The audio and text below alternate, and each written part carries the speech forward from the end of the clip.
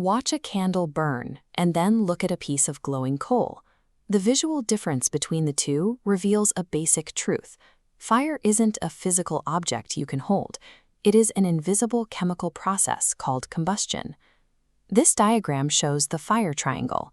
The universe demands these three specific ingredients to create and sustain that reaction. You need a fuel source, an oxygen supply, and heat. Look at this illustration of a simple experiment.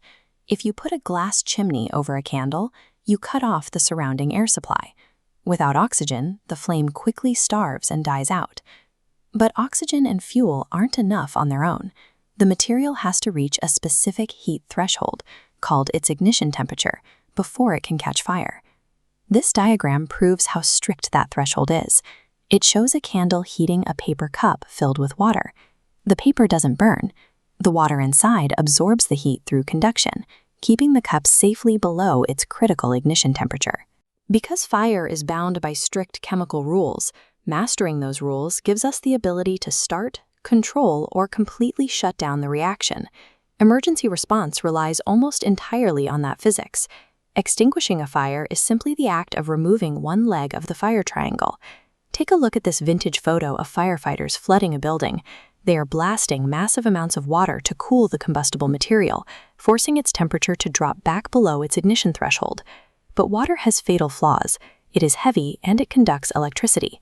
If you throw it on an oil fire, the water sinks, pushing the burning oil right to the surface. On an electrical fire, it can carry a lethal current straight to the person holding the hose. This graphic demonstrates how a carbon dioxide extinguisher solves that problem. CO2 molecules are heavier than oxygen. When sprayed, they sink and form a dense gas blanket over the chemical fire, physically choking off the oxygen supply. Surviving a disaster comes down to correctly identifying the exact chemical ingredient keeping the fire alive and taking it out of the equation. If we zoom back in to look closely at a candle flame, we have to ask why wax creates a visible flame while charcoal only glows. The answer is vaporization. Only fuels that turn into a gas when heated produce a flame. This stylized cross-section maps the inner architecture of a flame.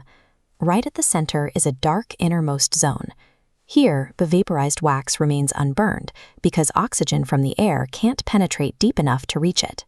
Moving outward, we hit the yellow band. In this zone, the fuel mixes with a limited amount of oxygen, achieving only a partial combustion that creates visible light. Notice the outer blue edge on the diagram. It is nearly invisible, but because this thin layer has unrestricted access to the surrounding oxygen, it achieves complete combustion.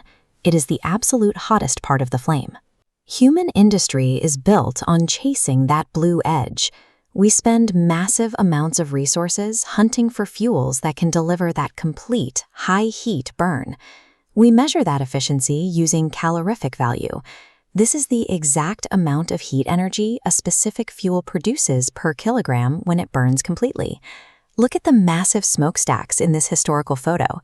Our progression as a civilization, from foraging for wood to mining coal to tapping natural gas, is driven by the need to extract higher calorific value to power larger machines. We have mastered this chemical reaction so well that it has become a liability. Every time a modern engine achieves complete combustion, it releases a massive, invisible byproduct, carbon dioxide. Multiply that by millions of vehicles on a highway, and the accumulation is staggering. When that carbon dioxide builds up in the Earth's atmosphere, it acts exactly like an insulating blanket. It traps the sun's heat, steadily raising global temperatures. This photograph shows the direct physical consequence of that trapped atmospheric heat. Massive polar ice caps and glaciers are melting at an accelerated rate, and this aerial shot reveals where that meltwater goes. It forces sea levels to rise, permanently submerging coastal communities and threatening human populations living at low elevations. The global climate crisis is governed by the exact same physics that fuel a small candle flame. It is simply operating on a terrifying planetary scale. When we rely on imperfect fuels like coal and diesel, we also deal with incomplete combustion. This releases suffocating, toxic compounds like sulfur dioxide and nitrogen oxides into the air. This cyclical graphic illustrates the mechanics of acid rain. Industrial emissions rise, dissolve into the moisture of rain clouds, and fall back to the earth as acidic precipitation. The devastation is stark in this photo of a forest stripped to dead, barkless trunks. Acid rain destroys the soil chemistry and structural integrity that entire ecosystems rely on. At the ground level, incomplete combustion leaves unburned carbon particles suspended in the air. Breathing them in leads directly to severe global respiratory diseases. To mitigate this, we have to transition our energy grids to highly efficient, cleaner-burning alternatives, like compressed natural gas, which produce significantly fewer harmful byproducts. The exact same chemical reaction that gave early humans light and warmth now forces us to make smarter, science-based choices.